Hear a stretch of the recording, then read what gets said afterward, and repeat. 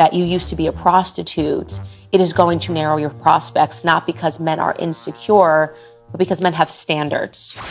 But it's also like, even you have standards as a person, and then you think about, oh, how do I introduce them to my parents? When they ask, what did they do in the past? Do I tell them, my friends? Like, it just expands and causes so many potential issues. Hey guys, thanks for coming to my channel. Today we're going to be watching a video with Candace Owens off the Whatever podcast, which she was on just recently, and a lot of it was pretty funny. So let's check it out. I'm assuming that my listeners probably don't watch the Whatever podcast. And of everything that was laid out before me on this press tour, I have to be honest, I really did not understand why I was booked on this show. I had not seen it before, and my understanding was that this host, Brian, allows a bunch of sex workers to sit in a circle, and he sometimes has a conservative on to talk about their jobs. So it didn't seem like the right fit for me to be sitting across from these ladies as they talked about their OnlyFans careers or talked about the various sex work that they do as, proud prostitutes. I remember dreading this. I was talking to the PR person, like, why do I have to do this? This makes entirely no sense to me. And boy, am I glad that I sat down on that podcast. Boy, am I glad that I was booked to do this show. Interesting. So she didn't want to do it, but after doing it, she's really liking it. Okay. Because it turns out that you actually can learn a lot from hoes. So let me just set this up for you before I show you a few clips from the show. Essentially, I was invited to sit down. Every girl across the table said what they did for a living. One girl was a singer, and she leaned conservatively. But everyone else, there was one girl who was on OnlyFans, but she only takes her top off. There was another person who was on OnlyFans. There was two women that were prostitutes and said, essentially, that they help to save marriages. Yep, you heard me correctly. Because of them and the work that they do as prostitutes and as sex therapists, they sleep with your man so that your marriage can be saved. Now, so the idea then would be that your man is not happy with the sex or things that you're doing in the bedroom, or he's not getting any or whatever. So he's going to go out there and cheat. So he cheats with a prostitute, I'm assuming, unless he tells you and you're like, that's fine, that's a different case. But I'm assuming he cheats and then he comes back to you and then he's cool because he got a little, so he's fine now. And that's saving your marriage because you don't find out about it. Like, I'm struggling here. I'm struggling to put this into a charitable light. It seems like that's what we're saying. Of these two proud prostitutes, one of them was just 22 years old. And I'm going to show you guys a clip of her talking about how men that date her are actually insecure. Take a listen. I've had no issues being a legal prostitute just because I haven't been dating anybody within this time for that year. Mm-hmm. As for everything else, it's hard dating. I've ran into a lot of insecure men. Typically, those are the ones that can't handle me doing what I do for work. And just a point of clarification. So you've run into a lot of insecure men, and are they insecure because they don't want to date you because you are currently active as a prostitute? No, I'm saying I've never dated a guy while I was working at the brothels, at the Bunny Ranch or the Mustang Ranch. But I've been dating guys, like, between me doing camming and dancing. So that's what I'm talking about. But And so the guys are like, hey, I don't want you being naked or whatever in front of other men. And you're like, oh, you're insecure. It takes a very specific type of person or type of guy to be like, I'm fine with my girl just being out there and doing whatever. This is like a very specific type of guy. Or they might just be down with it short term. You mentioned insecure men. What specifically are they doing that makes them insecure? Is it because they're insecure about your work? Yes, like I've had exes in the past that would cry about me going to work to dance at the strip club. Okay. I've had guys try to control like what I wear and say that I can't work at strip clubs or do OnlyFans or whatever. Sorry, was there more? No, and that's... Okay. Is it because they're insecure, or is that just them having boundaries and standards? I feel like that's... I mean, you knew what I was doing before you met me, right?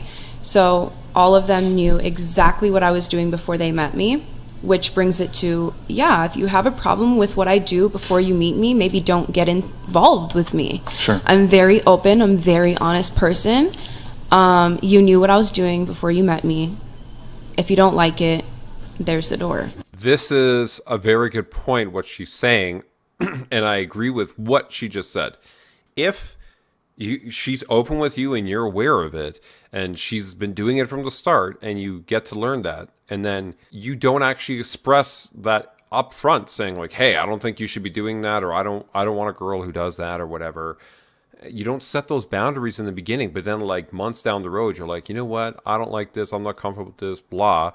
Then it's like too late already. Like you need to say that in the beginning. It's just like Jonah Hill and that whole thing that happened, whatever it was, a couple months ago, where his girlfriend or his previous girlfriend was saying, hey, he was trying to control me and tell me I can't be in bikini pictures on the surfboard and I can't be showing my ass and whatever, blah. But like she was like that before she met him. That was what part of her job, being a surfboard chick or whatever, a model or whatever she was. Like that's what she did on her Instagram. So then for him to come months or years down the road and be like, look, I don't like this. Why can't you be like this? Blah, blah, blah, blah, blah. It's like, well, dude, like, why were you even in the relationship to begin with? Like you knew that's how she was. And now you're coming like at the 11th hour to say that. It's just ridiculous. Like, man, I said like a lot. I was counting my likes as I was talking. I was like, how many times am I going to say like? So here's the first thing that I want to say. I thought that sitting across from these young women, it was going to make me angry. But what I actually felt was a tremendous sadness for that young woman that you're listening to, because I have a daughter. And the concept of a 22-year-old young girl sleeping with up to 10 men per night, which is something that she mentioned earlier in the show, 5 to 10 people, clients that she will see in one day, actually saddens me. It breaks my heart. And to listen to her justify why her relationships are not working out and to place it onto insecure men, as she describes them, and not her line of work, not actually what might be men caring about her, men wanting her to get out of this lifestyle. Does she have a point that, well, they already knew I was doing this? Yeah, okay, sure, you're right. They probably shouldn't have been drawn to you in the first place. But the point is that once they try to get you away from this lifestyle, it's not an indicator of insecure men. It's actually could be an indicator that people think that you're better than the career that you have. Her justification is that she's making money. Later on, she says that she's going to get out of sex work and then she'll be fine and she's just going to get married happily ever after. When I explained to them why it was that none of them were in relationships, barring the one 31-year-old on the far right that was sitting there and who is, I think she was 32 or 31 and is currently not married, that of course, when men learn and you are older and in your 30s or in your 40s that you used to be a prostitute, it is going to narrow your prospects, not because men are insecure, but because men have standards. Yeah, we have standards. Well, or just people have standards. It's the same thing if a guy was being a prostitute and a woman, right, was going to date him. You'd be like, whoa, you slept with 1,000 people and they're all random. Like a lot of women who are not going to be interested in that. But it's also like, even at you have standards as a person, and then you think about, oh, how do I introduce them to my parents? When they ask, what did I do in the past? Do I tell them, my friends? Like, it just expands and causes so many potential issues that even though you might like that person, and you might be like, wow, this person is awesome. It just complicates things, and it's just like, ugh, like really, do we have to do this? You know. Like, in order to go down that path and then have those issues on top of all the other issues that are going to be there, because everybody has issues, right? So that's like one additional issue that didn't need to be there, but is now there. it's like, do you want to start down this road? And it would have to be like, when I think about it, it would have to be someone where you're like, wow, like we're just click so well, we're so great together. But in order to really know that, you're going to have to spend time with that person. You're going to have to start the relationship and have, a relationship for 6 months or whatever it happens to be in order to figure that out. It's not like you're just going to figure it out in the first date or two or the first month. You might see signs of it, but it's going to take longer than that. Right, and men should have standards, which brought us forth to the topic of what is being dubbed Hoeflation. A friend of mine, Paul Joseph Watson, has a YouTube channel, and he spoke about this concept of Hoeflation, ho plus inflation, where when your grandparents, or rather your grandfather was growing up, he had to do less work to find him a high-quality woman, a woman that wanted to stay in the home, a woman that dressed conservatively, a woman that wanted to raise the children, a woman who did not want to be out sleeping with tons of men or putting her naked body on the, of course, then non-existent internet. Because there was less opportunity to do that, so you didn't have to worry about that. If there's a whole bunch of opportunity to do that, like there's OnlyFans and webcamming and all this online pornography and whatever in the last... what did it start in the 60s maybe?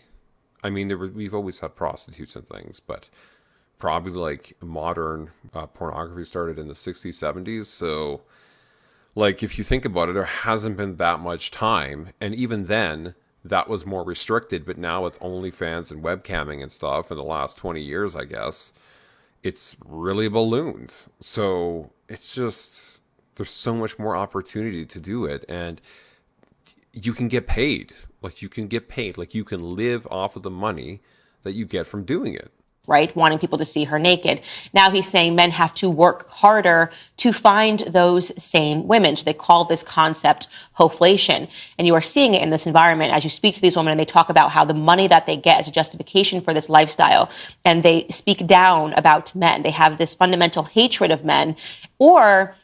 Hold on, though. I mean, they say you have to work harder to find a woman who, like, to avoid this Hoeflation or whatever. So Hoeflation could not just be like webcam or porn stars or something like that. It can't just be that, because that doesn't make sense to me. There wouldn't be that many. Like, what are we saying, that it's like 5% of the population? Like, it can't be. It's got to be a percent or less.